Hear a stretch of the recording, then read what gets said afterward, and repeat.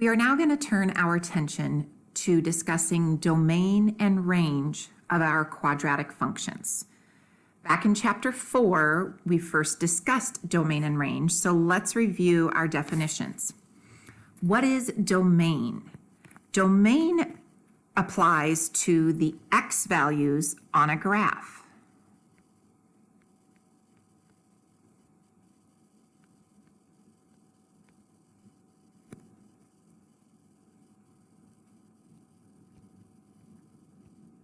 As we look at a graph, it is how far left and how far right our graph goes. What is the range? The range applies to the y values on a graph.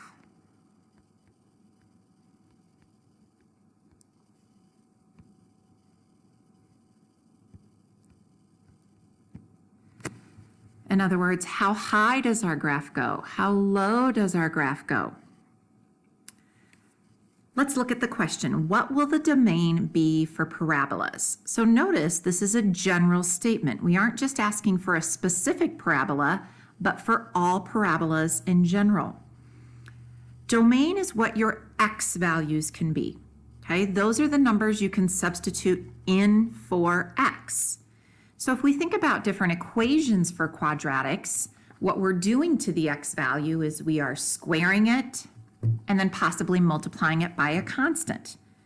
I can do that to any number, okay, which also means my graph goes forever to the left and forever to the right. My parabolas continue on infinitely.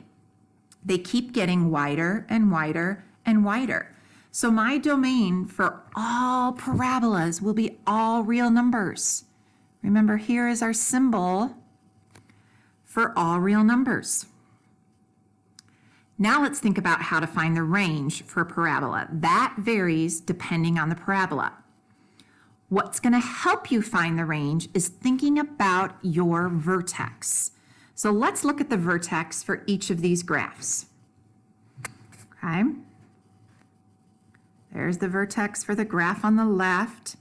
That is labeled -2, 4. And the vertex for the graph on the right is 1, -2. My range for the graph on the left, my high point is 4. Okay, that's the highest point of my graph. And then my graph goes forever on down. So the range of that graph would be y values less than or equal to 4. Let's think about the range for the graph on the right. This is my low point, which corresponds with the y value of -2. My graph goes forever up, so the range of that graph would be y values greater than or equal to -2. So let's generalize how to find the range for any parabola. First thing you're going to do is locate the vertex, the y value of your vertex. So locate y value of your vertex. Okay, that's step 1. Step 2, if the vertex is a minimum, okay, if it's a minimum, it's going to look like our second graph up above. So then it's always going to be y greater than or equal to whatever the y value of our vertex was. If the vertex is a maximum, like the graph on the left, it's always going to be y values less than or equal to whatever the y value of our vertex is. Let's pull this all together and label some important characteristics about these parabolas. I'm going to go through the first one with you, and then I'm going to ask that you do the rest on your own. So let's look at the first one. The directions say label all intercepts as a coordinate. So that means x-intercepts and y-intercepts. As I look at my graph doesn't cross the x-axis. So I don't have any intercepts, x-intercepts to label. Let's look at y-intercepts. Where does my graph cross the y-axis? It's crossing right there.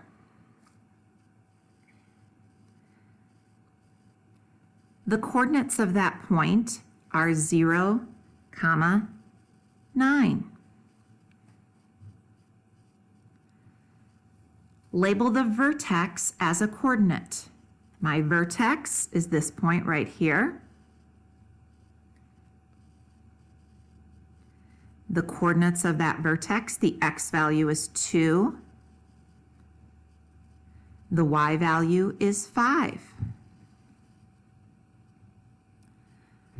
Mark the axis of symmetry with a dashed line and label it with an equation. The axis of symmetry will always go through our vertex.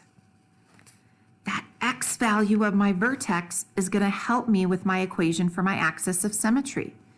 The equation for my axis of symmetry is x equals 2.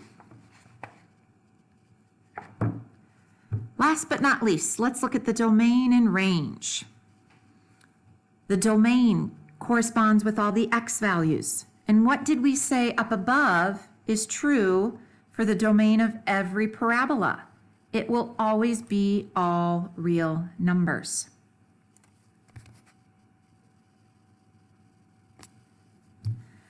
For our range, locate your vertex. Our vertex is 2, 5. I'm most interested in the y value when I do my range. My y value is 5. My graph goes forever up. So my range is y values greater than or equal to 5. Take a moment, hit pause, and work through the second graph. Then resume play to check your answers. Compare what you have with what I have for this graph. My x-intercepts are located at -6, 0 and -2, 0. My y-intercept that I forgot to write down is located at 0, -6. My vertex is at -4, 2. My axis of symmetry is a vertical line at x equals -4. My domain is all real numbers. My range is y values less than or equal to 2. The 2 of my vertex tells me the number I use. My graph opens down, so it's less than or equal to. Finish, hit pause, finish the last 4, and then resume to check your answers. Let's check your answers. For the third graph, my x-intercepts are -2, 0 and 2, 0. My y-intercept is the same as my vertex. You don't have to write it twice. I did. 0, -4. My axis of symmetry is the line x equals 0. My domain is all real numbers. And my range is y values greater than or equal to -4. You can select pause to check the remaining 3. Then you are done with the video.